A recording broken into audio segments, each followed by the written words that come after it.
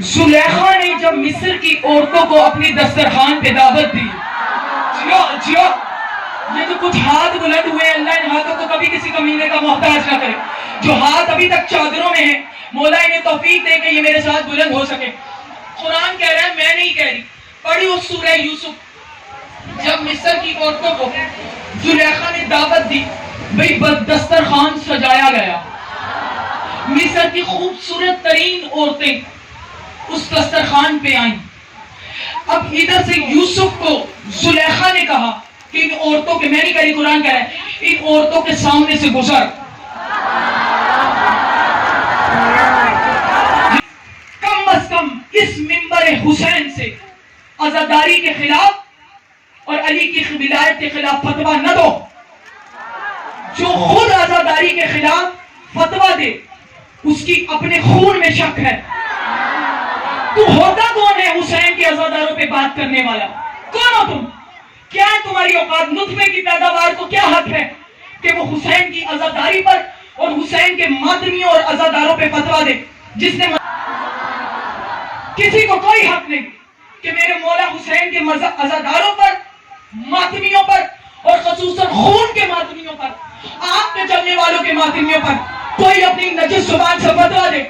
اور آج میری آخری مجلس ہے یہاں پر، اگلی 2-4 مجالس ہوں گی انشاءاللہ گراؤنڈ کریشیا میں، اور اس میں بات کروں گی جو بھی تم نے قبر میں، تم نے بھی جانا ہے، قبر میں سائمہ علوی نے بھی جانا ہے، کیا منہ دکھاؤ گی علی کو؟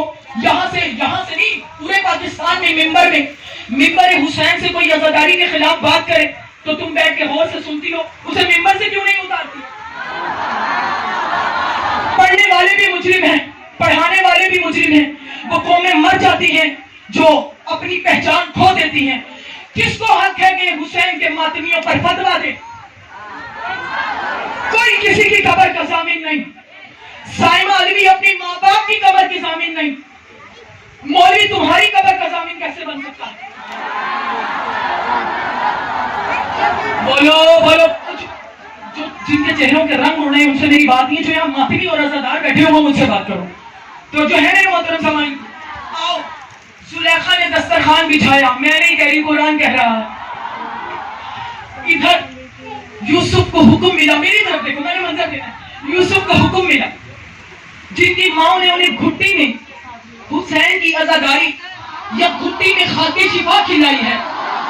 جیو مولا تمہیں سلامت رکھے، آباد و شاد رہو، سلامت رہو، مولا ان ہاتھوں کو کبھی کسی کمینے کا محتاج نہ کرے۔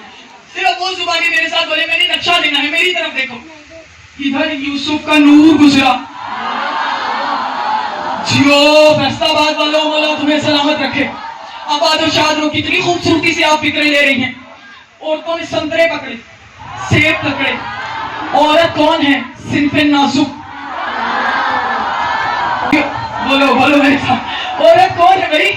صنف نازک، سنترا پکڑا، یوسف گزرا،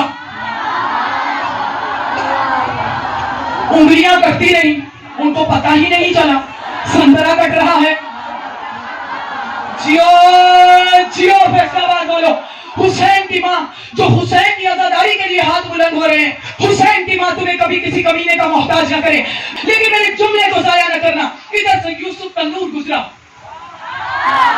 اتنا مگن ہو گئی، انگلیاں کٹتی رہی، ہاتھ کٹتے رہے، انہیں پتہ ہی نہیں چلا کہ سنترا کٹ رہا ہے یا انگلیاں کٹ رہی ہیں۔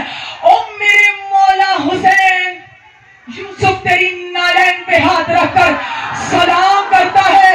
انہوں نے یوسف کو دیکھ کر چھریاں چلائی، ہم نے تجھے دیکھا نہیں ہے، چھریاں پھر بھی چل رہی۔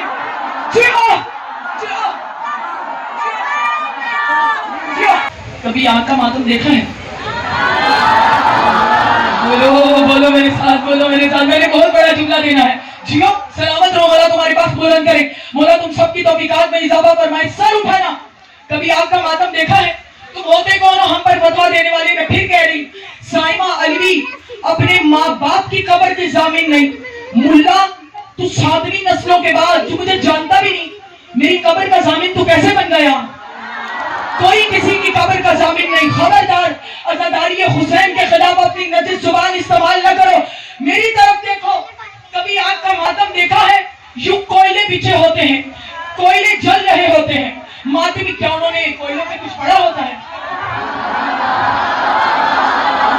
जियो जियो। क्या उन्होंने कोयले में कुछ पढ़ा होता है? हाथ में गाजी का आलम होता है। हुसैन का मातमी दाई तरफ से बाई तरफ जाता है, या हुसैन कह के बाई से दाई तरफ आता है। पाँव पे पाँव चलता नहीं है, क्यों? मातमियों ने आग का मातम करके ये बता दिया। और दुनिया वालों, जब दुनिया की आग हमें नहीं जलाती तो हाँ